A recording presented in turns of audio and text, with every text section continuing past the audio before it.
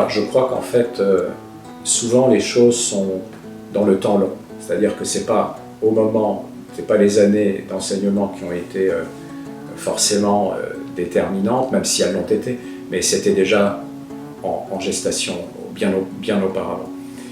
Et quand je reprends un peu l'histoire de ce moment, je me dis qu'il y a quelque chose qui fait qu'on change, c'est de découvrir peut-être qu'on a fui quelque chose un certain temps. Et que cette question de la vocation, même si j'ai aimé faire de l'histoire, même si j'ai aimé enseigner, elle me faisait un peu peur, quoi, pour reconnaître. Il faut quand même accepter de se mettre un peu à part, d'arrêter quelque chose dans lequel on s'était lancé, de changer de regard sur soi, parce que bien entendu ça change la manière dont on se regarde soi-même. Il faut l'annoncer à la famille, tout ça fait qu'en fait on est dans la procrastination pendant un certain temps.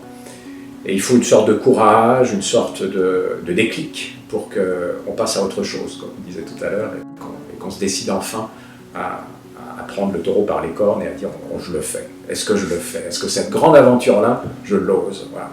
Et c'est quelque chose comme ça, en effet, qui s'est passé. Et pour m'y aider, d'une part, il y avait en effet le cadre de l'établissement qui était ouvertement catholique, dans lequel il y avait vraiment cette vie-là présente. Il y avait aussi, et ça a énormément compté, la fréquentation du renouveau charismatique. En l'occurrence, la communauté de l'Emmanuel. Je n'étais pas communautaire, mais il y avait un groupe de prière très porteur à l'époque qui se réunissait à Sainte-Jeanne d'Arc, l'église Sainte-Jeanne d'Arc, que j'ai retrouvé après comme curé d'ailleurs, et dans laquelle il y avait à la fois ce que je ne trouvais pas à cette époque, je n'avais pas trouvé dans le reste de l'église, en tout cas dans la paroisse, c'est de la fraternité, de l'amitié, c'est-à-dire qu'on se retrouvait les uns les autres pour autre chose que pour prier, on était devenus des amis. Il y avait des propositions qui étaient très intéressantes pour les jeunes qui reposaient la question de la vocation, donc on avait des week-ends qui étaient proposés par des gens de la communauté. Non, il y a vraiment eu un très bel effort pour l'accompagnement des jeunes et j'en ai bénéficié. Voilà, je pense que ça a énormément compté et ça fait qu'on reprend la question. Il y avait la possibilité aussi de rencontrer des prêtres dans ces week-ends. Donc on reprend la question, on la reprend avec des prêtres, on se remet un peu devant sa vie et cette fois ça devient quelque chose de possible. Et le déclic après, en fait quand vous en êtes au moment où vraiment vous ne savez plus trop, quoi.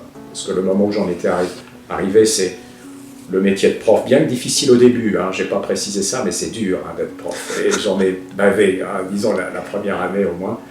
Mais après, j'étais bien, voilà, la troisième, quatrième année, j'étais bien, et envisageant ça vraiment comme mon métier. Donc on se dit, est-ce qu'il faut encore, alors que ça m'a coûté tant de trouver cette place-là, est-ce qu'il faut encore tout remettre en jeu? Est-ce que c'est bien sérieux tout ça? Est-ce que le mieux, c'est pas de dire, oui, c'était un beau rêve, mais maintenant on est raisonnable et on évite à vie de prof.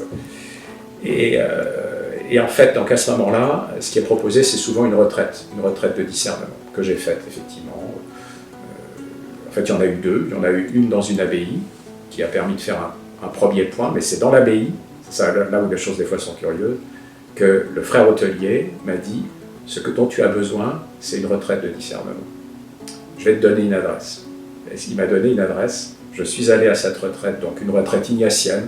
Ça veut dire qu'il y a une manière de prier, une manière d'être accompagné pendant un temps donné, à un lieu donné, pour, en gros, poser une question au Seigneur, en disant, voilà, j'arrive avec ça, que veux-tu que je fasse?